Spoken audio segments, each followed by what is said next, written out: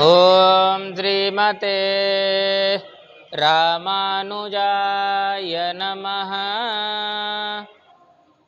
आदौ देवकी देवगर्भजननं गोपीगृहे वर्धनं मायापूतनजीवतापहननं श्रीगोवर्धनोद्धारणं कंसादिच्छेदनकौरवादहननं कुन्तीसुतापालनम् एतद् श्रीमद्भागवतपुराणकथितं श्रीकृष्णलीलामृतम्।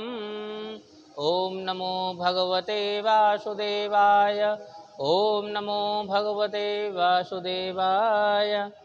लक्ष्मीनाथसमारम्भां नाथयामुनिमध्यमाम् अस्मदाचार्यपर्यन्तां वन्दे गुरुपरम्परां। वन्दे गुरुपरम्परां। श्रीमन्नारायण नारायण नारायण भजमन्नारायण नारायण नारायण श्रीमन्नारायण नारायण नारायण। लक्ष्मी नारायण भगवान की जय। वृंदावन बिहारी लाल की जय। कार्तिक मास महात्म की जय। आज हम लोग जो हैं आज के अध्याय में कार्तिक मास महात्म्य में वामन भगवान के अवतार की कथा जो है वो श्रवण करेंगे। सर्व वेदों के ज्ञाता श्री सूत जी से आग्रह किया कि हे सूत जी, भगवान नारायण के 52 अवतार की कथा श्रवण करने की हमारी प्रबल इच्छा है। कृपा पूर्वक आप बताएं कि भगवान ने 52 अवतार क्यों धारण किया। इस पर श्री सूत जी ने कहा कि हे ऋषियों, एक बार राजा पृथु ने भी नारद जी से ऐसा ही आग्रह किया था। तब नारद जी ने जो कथा सुनाई थी वही मैं कथा आप लोगों को सुनाता हूँ। ध्यान से सुने, मन भावन यह कथा आप एकाग्रता पूर्वक श्रवण करें। ध्यान चित्त होकर के, एकाग्र चित्त होकर के।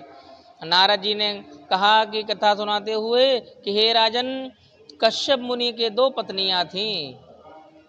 एक का नाम दिति था और दूसरी का नाम अदिति था। अदिति देवताओं की माता थी, जबकि दिति दैत्यों की माता थी।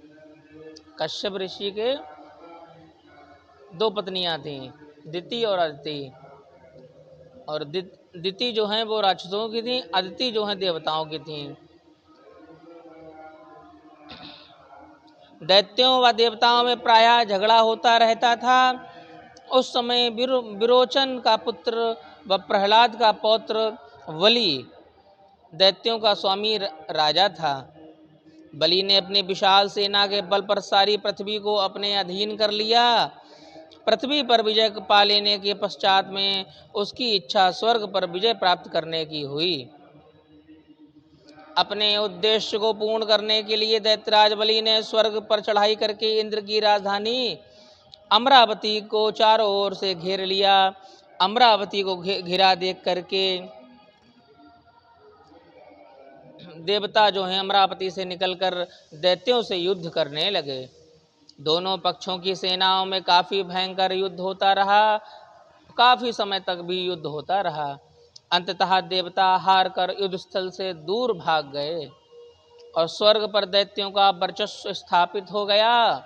इंद्रासन पर बैठते ही बलि ने देवताओं के कार्य दैत्यों को सौंप दिए और स्वयं ही यज्ञ का भाग भी लेने लगा।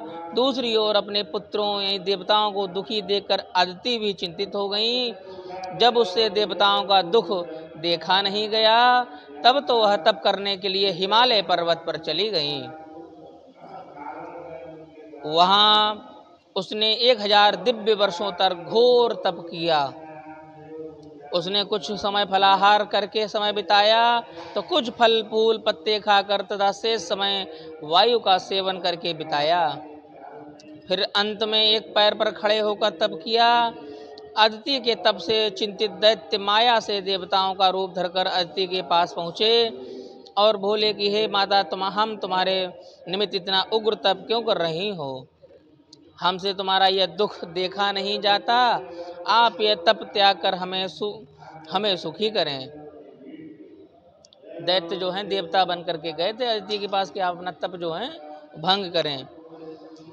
अदिति का जब तप भंग नहीं हुआ तो देवता रूपी दैत्यों ने उनकी हत्या करने का निर्णय ले लिया, अर्थात वध करने का निर्णय लिया।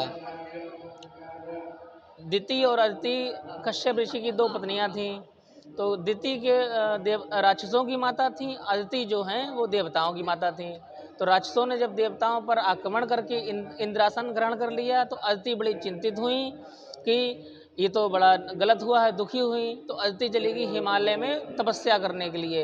1000 वर्षों तक एक पैर पर खड़े होकर के वायु का सेवन करके जब तप किया तो राक्षस जो हैं वो देवता बन करके माया रूप धर के उनका व्रत जो है तपस्या खंडित करने के लिए आए। और जब वो तपस्या नहीं तोड़ पाए तो उन्होंने उनका वध करने का निर्णय लिया। वध करने का निर्णय लिया और उसको जीवित ही जला डालने के लिए पर्वत पर आग लगा दी। लेकिन उस आग में वे स्वयं ही जल गए, जबकि अदिति को पर्वत पर आग लगने का आभास तक नहीं हुआ। क्यों? क्योंकि भगवान विष्णु ने उनकी रक्षा की अपने सुदर्शन चक्र से। सूत जी कहते हैं ऋषियों, जब अग्नि पूरी तरह शांत हो गई तब श्री विष्णु अदिति के सम्मुख उपस्थित हुए और कहा कि हे माते, तुम्हारे घोर तप से मैं अति प्रसन्न हूँ, तुम और कोई वर मांगो। श्री विष्णु के ऐसा कहने पर अदिति ने उनकी नाना प्रकार से स्तुति करने के पश्चात में अपने पुत्रों के लिए निष्कंटक राज्य की मांग की। निष्कंटक राज्य मतलब निर्विघ्न राज्य, जो एक बार मिल जाए वो उन्हीं के पास हमेशा बना रहे, उस पर दोबारा कोई अधिपत्य न स्थापित कर सके। अदिति की बात सुनकर के भगवान विष्णु ने कहा कि हे अदिति, मैं अवतार धारण करके तुम्हारे पुत्रों की रक्षा अवश्य करूंगा। भगवान ने ऐसा वर दिया। अदिति ने कहा कि हे प्रभु, जिनके रोम नोम में ब्रह्मांड समाया हो, जो सृष्टि को धारण करते हैं, ऐसे आपको मैं कैसे धारण कर पाऊंगी। फिर भगवान ने अदिति को अपने गले से उतार कर एक माला दी और स्वयं मंत्र ध्यान हो गए। अंतर में अदिति ने शंख चक्र गदा पद्म कमंडल धारण किए, हजारों सूर्य के समान तेज वाले, कमल के समान नेत्रों वाले, पीत बसनधारी, मुनियों द्वारा स्तुति दैत्य निकंदन भक्त वत्सल नारायण भगवान को वामन बालक के रूप में देखा। कश्यप आदि ने जब भगवान की स्तुति की तो वामन भगवान ने कहा कि हे पिताश्री, मैं अति प्रसन्न हूँ, आपका कल्याण हो। इतना कहकर भगवान विष्णु ने बालक रूप धारण किया। इस प्रकार वामन अवतार भगवान का हुआ। इस प्रकार देवताओं की रक्षा हेतु भगवान ने 52 अवतार धारण किया। बोलो वामन भगवान की जय। इसी के साथ में आज की कथा जो है सुंदरमयी कथा यहीं संपन्न होती है। कल वामन भगवान जाएंगे और राजा बलि से जो है अपने वर मांगेंगे, अर्थात संपूर्ण ब्रह्मांड को अपने पैरों पर नापेंगे। इसकी कथा हम कल श्रवण करेंगे। बोलिए वामन भगवान की जय। कार्तिक मास महात्म की जय। लक्ष्मी नारायण भगवान की जय। वृंदा